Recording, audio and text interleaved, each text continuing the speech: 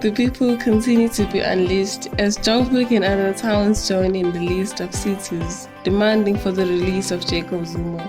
South Africa is burning, Johannesburg is burning. The people's righteous anger has been let loose. They think Zondo must be happy now.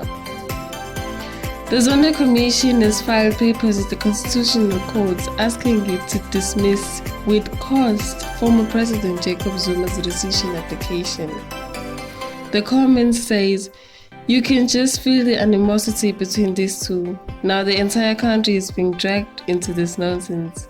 Zondo should have reported Zuma to the NPA to charge him for defying the Commission's order. He chose to abuse his authority by going straight to the Constitutional Court because he knew he would strong-arm his colleagues.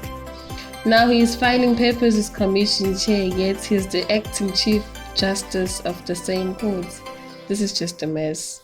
But the majority of the comments supported Zondo as they say he must be allowed to do his job without disturbance. President Cyril Ramaphosa issued a statement calling for calm in KZN amid ongoing violent protests. This after President Jacob Zuma was imprisoned after being found in contempt of court.